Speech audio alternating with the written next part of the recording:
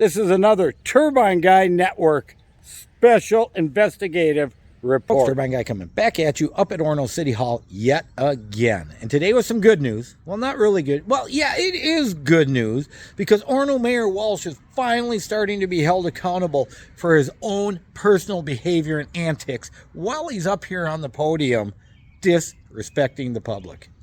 Come on, you say. How the heck is that creep up there going to be held accountable to anything anywhere? He's gotten away with so much for so long.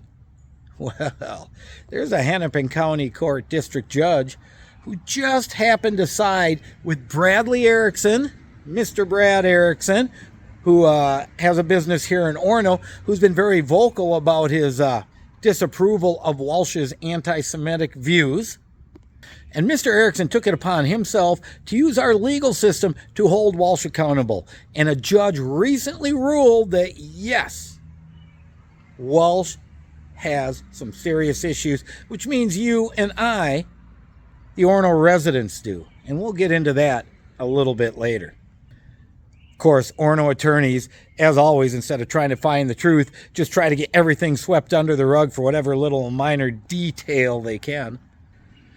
And they claim qualified immunity for not just Walsh, but Richard Crosby, because Erickson sued both of them for defamation. And the judge came back and said, you know what, that qualified immunity does apply to Crosby, because Crosby didn't necessarily point the finger at anyone in particular. He talked about the community as a whole. But you know what? Ain't no qualified immunity for Walsh, because Walsh was specifically naming Erickson. Now we know he's named a few others, like the Turbine Guy here, my wife, and a couple others who have been up here protesting what's going on. But Mr. Erickson had the guts and the wherewithal to get an attorney and go after it and try to set things right. There's a couple other things the judge put in the ruling. One is that there are issues of material fact, meaning that Walsh has not been able to prove that his claims or his statements of Erickson being dangerous, Erickson wanting to attack people, a bunch of crazy things Walsh has said over time while up there in the dais as our mayor, literally in public saying these things, that Walsh is not able to use the truth defense. In other words, it's the truth because that's who this guy is. Meaning, Walsh was unable to prove a doggone thing to the judge about any of these silly statements and actually rude and I don't know, completely disrespectful things he said about Brad Erickson. Another important issue of this case, because it is defamation, is there are certain elements you have to meet, and the judge ruled that Mr. Erickson met every single element of the defamation, meaning that the defamation claim stands.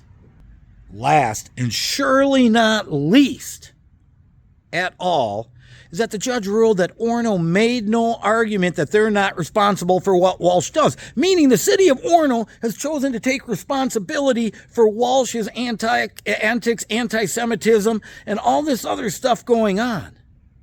Now, why would a city do that, you ask? I'll tell you why, because Walsh is the mayor. And even though he is sued, and I bet Crosby participated too because he was being sued, he was in on the decision-making process all along.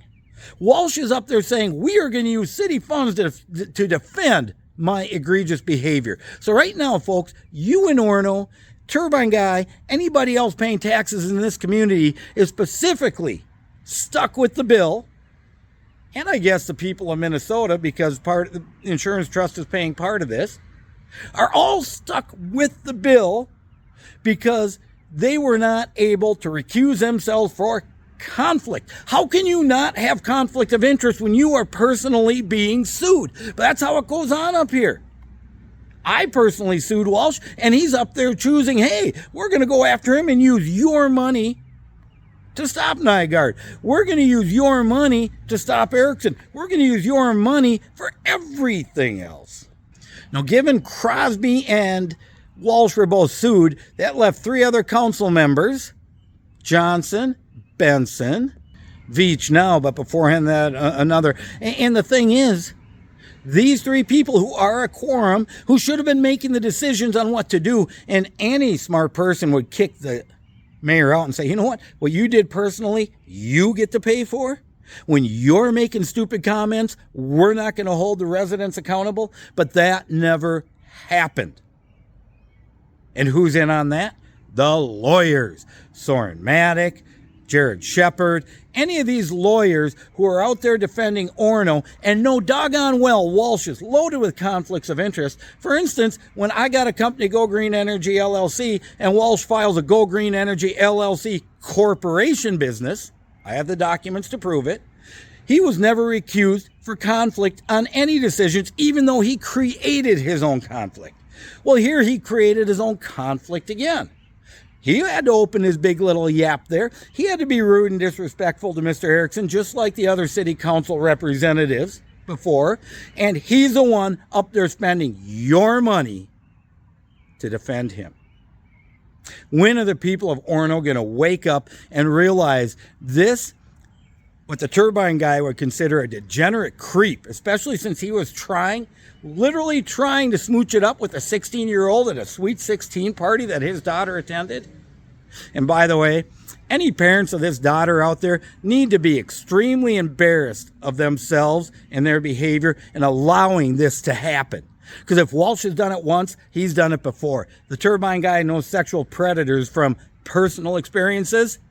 And anybody who stands behind someone who would do what's been reported Walsh has done really needs a serious look in the mirror, because you know what? Your daughter's more important than this creep. This creep who's spending our money defaming people in our community.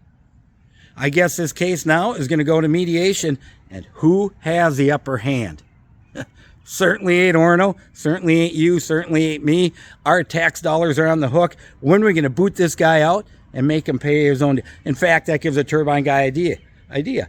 Everybody in Orono now has standing. Walsh had conflict of interest. So did Crosby. Neither of them should have been in on any decision making. And if they were, they're liable for all these legal expenses. Now, I'm not a lawyer. Of course, turbine guy's not a lawyer.